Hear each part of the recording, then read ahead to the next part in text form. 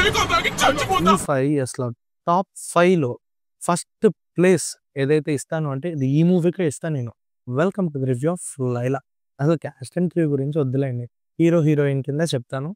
'లైలా' అసలు సినిమా ఎందుకు తీశారో తెలీదు. అసలు కథ ఏముంది? ఏమీ లేదు. 2025లోనే కాదు. ఫ్రమ్ 2020-2025 ఈ 5 ఇయర్స్‌లో టాప్ 5లో ఫస్ట్ ప్లేస్ ఏదైతే ఇస్తానో అంటే ఇది ఈ మూవీకే ఇస్తా నేను. అంత వరస్ట్‌గా ఉంది. Worst movies of the decade అంటే 'Laila' guys. Something is wrong brother. Something ఏంటి భయ్యా? ఎవ్రీథింగ్ రాంగ్ లాగా ఉంది ఇక్కడ. చాలామంది టెక్నీషియన్స్ వర్క్ చేశారు. Director first debut movie and producer కూడా చాలా ఇన్వెస్ట్ చేశారు. బట్ మూవీ రిజల్ట్ అయితే వరస్ట్ ఉంది గైస్. చీచి అని ఫేస్ ఎలా పెట్టేవింట్రా? దాని ఫేస్ మరి అంత అసహ్యంగా ఉంటుందా? కథ విషయానికి వస్తే మన హీరోకి ఒక పార్లర్ ఉంటది. ఆ పార్లర్‌లోనే వాడి జీవితం అంతా సాగుతూ ఉంటుంది. అయితే అనుకోకుండా ఒకరోజు ఒక ప్రాబ్లమ్‌లో ఇరుక్కుంటాడు. సో, అసలు ఆ ప్రాబ్లమ్ ఏంటి? ఆ ప్రాబ్లమ్ మనోడికి ఎందుకొచ్చింది? బ్యూటీ పార్లర్‌కి ఈ 'లైలా' అనే పేరుకి సంబంధం ఏంటి? మనోడు చివరికి ఆ ప్రాబ్లమ్ నుంచి ఎలా బయటపడ్డాడు అనేది మిగిలిన స్టోరీ. ట్రైలర్ చూసా. ఎక్స్‌పెక్టేషన్స్ అయితే ఏమీ లేవు.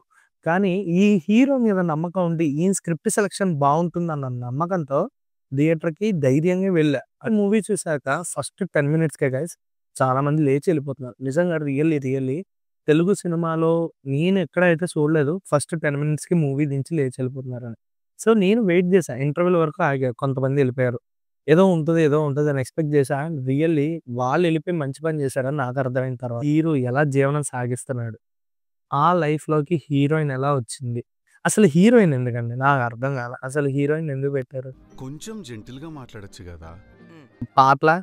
అసలు ఒక్కటంటూ ఒక్క పాట కూడా నిజంగా గైస్ థియేటర్‌లో చాలామంది ఫ్యామిలీస్‌తో వచ్చారు. వాళ్ళు ఎంత కంజెస్టెడ్‌గా ఫీల్ అయ్యి థియేటర్ నుంచి బయటికెళ్ళిపోయారనేది really guys really it's a very blended thing. Double meaning dialogues అవ్వనివ్వండి, డబుల్ మీనింగ్ సీన్స్ అవ్వనివ్వండి, ఏదో ఆ ఎగ్జిక్యూషన్ గైస్. అసలు ఫస్ట్ హాఫ్ అంతా ఓకే సాగింది. చిల్లర లత్కోర్ కామెడీ, అసలు క్రింజ్ కూడా కాదు గైస్. ఎక్కడి నుంచైతే హీరో లేడీ గెటప్ ఏస్తాడో అక్కడి నుంచి సినిమా ఇంకా దిగజారిపోద్ది గైస్. ఇంకా చాలా దిగజారిపోతుంది.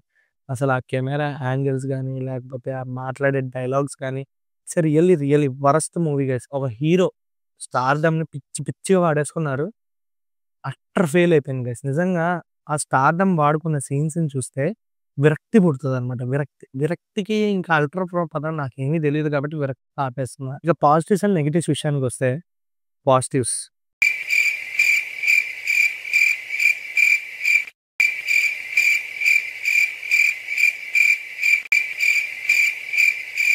ఎంత ఆలోచించినా ఏమీ దొరకట్లేదు.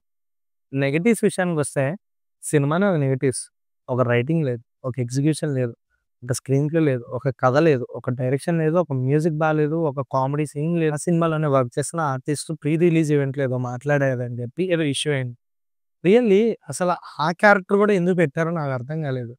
ఈవెన్ ఆ సీన్‌లో కూడా డబుల్ మీనింగ్ డైలాగ్స్. ఎవరికి ఉపయోగం అలాంటి డైలాగ్స్ రాసి? యూత్ ఏమన్నా అట్రాక్ట్ అవుతారా? యూత్ చెడిపోతారు. ఇలాంటి సినిమాలు ఎందుకు తీస్తున్నారో నాకు అర్థం కావట్లేదు. బై ద వే అసలు డైరెక్టర్ ఇది సమాజానికి ఏం చెప్దామని మూవీ తీసాడో నాకు అర్థం కాలేదు. అంటే ఇప్పుడు వాడొస్తాడు. వాడికి ఒక ప్రాబ్లమ్ వస్తది. ఆ ప్రాబ్లమ్ వల్ల ఏదో చేస్తాడు. ఆ ప్రాబ్లమ్ తిరిగి సాల్వ్ అవుతుందని అందరికీ తెలుసు కదా! Title card to end card cinema అనేది నాకు ఒక ఎలిమెంట్ నచ్చలేదు. It's completely worst film in the Tollywood ever made. మరిన్ని మూవీ రివ్యూస్ అండ్ అప్డేట్స్ కోసం ఇప్పుడే నా ఛానెల్‌ని అయితే సబ్స్క్రైబ్ చేసుకోండి.